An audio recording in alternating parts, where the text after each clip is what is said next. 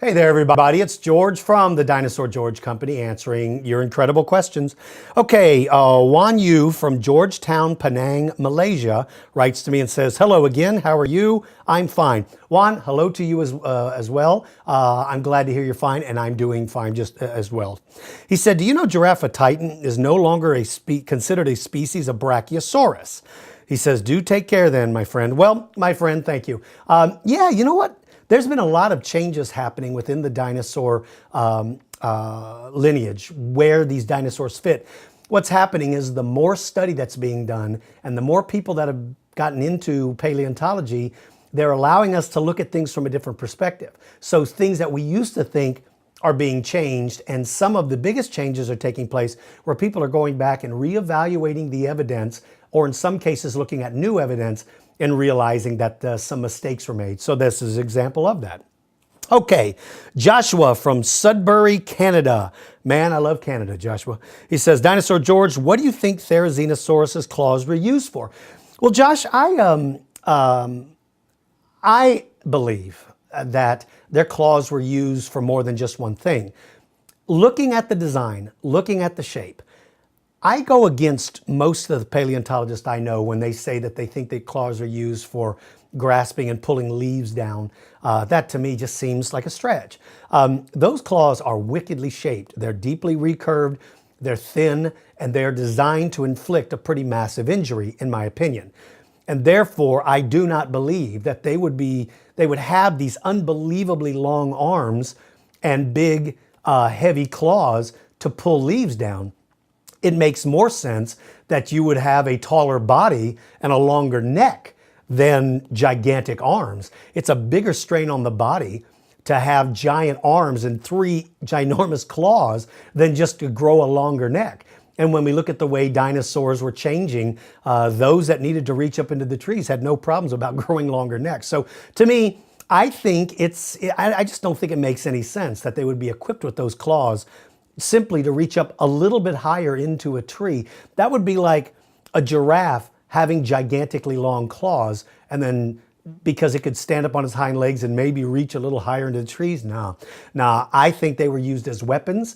Maybe these animals were omnivores, but even if they weren't, I still think they were used as weapons, maybe simply used for defense. I mean, think about this. You look at a porcupine, you see all those quills sticking up, but a porcupine doesn't crawl up in a tree and use them to stab leaves and then to keep them for later. Those are used for defensive weapons, and that's what I believe Therizinosaurus's claws were for.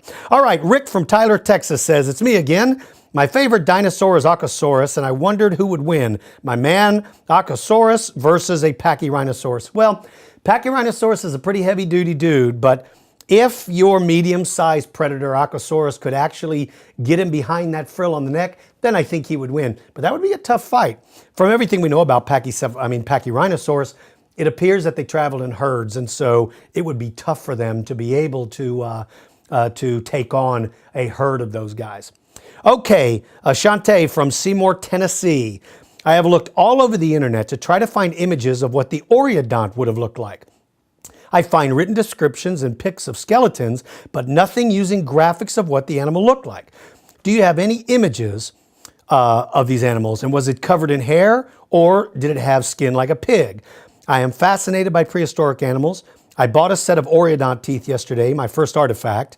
I really know nothing about prehistoric animals, but just the fact that I'm holding something that lived so long ago is exciting. And I wonder what the life of this very creature I'm holding in its teeth was like.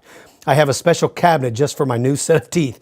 Well, let me tell you something, Chante. I am very excited to hear that you appreciate fossils the way I do. Oreodonts are incredible animals, man. One of the problems are that none have been found fossilized in an environment that allows us to see what their exterior looks like. They may have had very thin hair, probably more like a horse than anything else. Very slick coat, or a deer is a good analogy, I think. I don't believe that they had shaggy coats. I don't think they had skin like a pig, but we just don't know. That's the problem with Oreodonts. But let me tell you something really cool about your Oreodont. There's 2 main species. One is Leptocania. He's a little one. And the big one is Maricoidodon. Leptocania has one of the coolest features I've ever seen in my life. It had this sac of fluid that was located between its ear between its eardrum and its jaw. And what that fluid did is it muffled the sound of its own eating. So in other words, when this guy is crunching and eating at night, his ears can still hear everything coming up behind him. It is an incredible effect. We have an effect called the Dorito effect. Try to eat Doritos and listen to somebody talk and you can't hear what they say because the sound is being transmitted through your jaw into your inner ear and you can't hear. But imagine being able to muffle that sound so you could eat your Doritos and listen to a conversation as well. And that's what Leptocania, the Oreodont, could do. Very cool animal.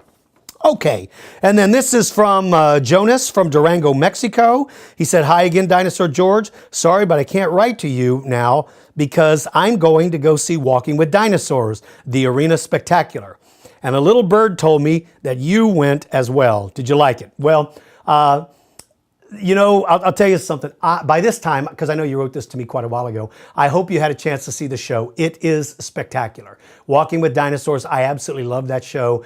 I was at the show here in San Antonio, but unfortunately I was not able to be a part of the one that went to Mexico. I would have loved to, but I just couldn't do it. So anyway, I hope you enjoyed it, and I hope you got a chance to listen to what it would have been like standing in a room with a Tyrannosaurus Rex. All right, everybody, until next time, I will see you all again soon. For you young people, make sure to continue to practice your reading and make sure to use good manners, because good reading skills and good manners will take you a long way in this world. Until next time, everybody, take care, and I will see you all again soon.